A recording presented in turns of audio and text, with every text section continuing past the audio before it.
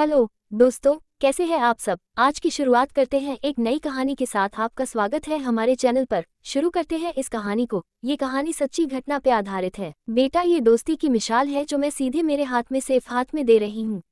माध्यम के साथ हम चाहते हैं कि कुछ प्यार, संस्कार, बड़ों के लिए आदर भाव विवाह पीढ़ी में भी आ जाए। और दादी लॉगिन को एकटक देखने लगी। मुट्ठी में मिठास। करते हैं कहानी की शुरुआत। आज तो किसी के यहाँ गोंद के लड्डू बन रहे हैं। वाह क्या खुशबू है। शीत ऋतु का आगमन ही ले आता है गजक, रेवड़ी की खुशबू। और जैसे जैसे सर्दी अपना रंग दिखाएगी, तिल के लड्डू, गोंद के लड्डू और मूंगफली की चिक्की की बहार भी छा जाएगी। हल्की सुहाती धूप में अन्नू मौसम का आनंद लेती हुई कुछ बुदबुदा रही है। आज रविवार है तो थोड़ा खुद को धूप देने छत पर आ गई। सुबह के 11 बज रहे हैं। अभी 1 घंटा है दोपहर के खाने की तैयारी में। वैसे भी छुट्टी के दिन नाश्ता थोड़ा ज्यादा ही हो जाता है, अपने आप से ही कह रही थी। अन्नू के 2 बच्चे हैं, दोनों ही बहुत होशियार हैं, अपना गृह कार्य करने में लगे हैं। अन्नू का मन भी सुस्ताने का हो रहा था। तभी एक आवाज आई जो उसे वहां ले गई जहां उसका पूरा बचपन बहुत प्यार और दुलार में बीता था। ये आवाज थी एक बोर वाली अम्मा की जो हर संडे को आती है। बोर ले लो मीठे मीठे बोर ले लो। अन्नू 25 वर्ष पहले जब वो करीब 10-12 वर्ष की रही होगी तब की थी। चलो अन्नू, आज से सर्दियों की छुट्टियां हो गई हैं। नानी के चलना है ना, जल्दी से तैयार हो जाओ। अन्नू की मां अंजू ने अपना सामान रखते हुए कहा। साल में 2 बार सर्दी और गर्मी की छुट्टियों में मां के यहाँ जाने का अंजू का नियम ही था। मां, कल जाना है, अभी तो आप आज ही इतनी जल्दी क्यों कर रही हो, अन्नू ने धीरे से कहा। तभी मटर छिलती हुई दादी बोली, अरे बेटा, पीहर का मुंह ऐसा ही होता है। और गहरी सांस लेते हुए हल्की सी मुस्कुरा दी। अन्नू की दादी बहुत सुलझी हुई औरत थी, एकदम सीधी सादी। काम था उनका हरी हरी सब्जियां साफ करती और अन्नू को भी सिखाती और अपने बचपन की ढेरों बातें बताती। अन्नू की बेस्ट फ्रेंड और रूम पार्टनर थी उसकी दादी। मन तो नहीं करता था अपनी पोती से दूर रहने का उनका, पर नानी भी तो याद करती है, यही सोचकर विदा करती है अपनी बहू और पोती को। और जब अन्नू दादी से झप्पी लेने आती है, दादी अपने ब्लाउज की जेब में से मटर के मीठे और कच्चे दानों से उसकी अंजलि भर देती है। और अन्नू भी बहुत प्यार से सहेजकर अपनी फ्रॉक की जेब में भर लेती है और कहती है, दादी मैं बस में खा लूंगी। नानी के घर पहुंचते ही अन्नू अपनी सहेलियों से मिलने चली जाती है और अंजू अपनी माँ के पास बैठकर बतियाने लगती है।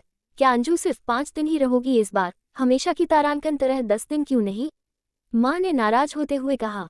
अंजू ने अपनी माँ का हाथ अपने हाथ में लिया और बोली, माँ सर्दी बहुत है, सासू माँ से अब ज्यादा काम नहीं होता है, फिर कड़ाके की ठंड में उनको ज्यादा तकलीफ नहीं दे सकती। मेरी सासू माँ बहुत अच्छी है जो मुझे भेज देती है हर छुट्टियों में, इतराती हुई अंजू बोली।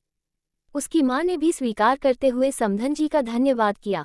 अंजू और अन्नू ने उन्हीं 5 दिनों में खूब मजे कर लिए।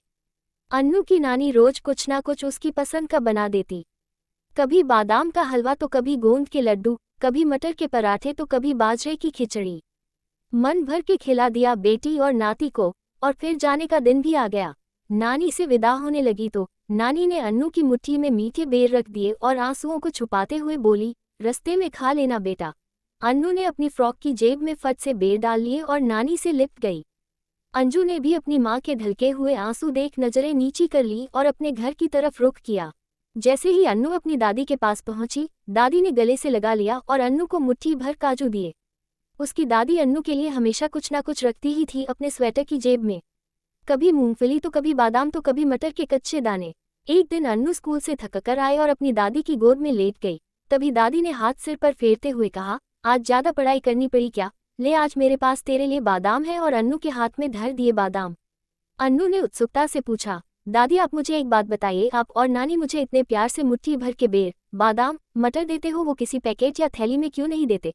दादी ठहाका लगा के हंसते हुए कहने लगी, नानी भी देती है तुमको, हमारी समधन भी वही चाहती है जो हम चाहते हैं। अब तो अन्नू की उत्सुकता और भी बढ़ गई। दादी ने गहरी सांस लेते हुए कहा, बेटा ये मुट्ठी की मिठास है जो मैं सीधे मेरे हाथ में से तुम्हारे हाथ में दे रही हूँ। इसमें मिठास के साथ हम चाहते हैं कि कुछ प्यार, संस्कार, बड़ों के लिए आदर भाव तुम्हारी पीढ़ी में भी आ जाए। और दादी अन्नू को एकटक देखने लगी। तो ये मिठास है आपकी मुट्ठी की, अब समझी। अन्नू ने हाँ में सिर हिलाया और वादा भी किया, दादी मैं भी आपकी तरह सबका ख्याल रखूंगी। अन्नू का छोटा बेटा विशु दौड़ता हुआ आया अपनी माँ अन्नू के पास और बेर की भरी हुई थैली हाथ में देते हुए कहा, लो माँ आपको पसंद है ना ये बोर। अन्नू वर्तमान में अपनी दादी नानी की मिठास के साथ वापस आ गई और मुट्ठी भर के बोर अपने बेटे विशु को देते हुए बोली, ये मुट्ठी की मिठास है, खा लो। फिर नम आंखों से मुस्कुरा दी जिसमें दादी नानी की यादों के साथ उनका ढेर सारा आशीर्वाद भी है। उसी मुट्ठी भर मिठास से अन्नू अपना जीवन सुखमय बिता रही है। ऐसी और कहानी सुनने के लिए बने रहिए हमारे साथ। और आपको कैसी कहानी सुनना पसंद है कमेंट करें। धन्यवाद।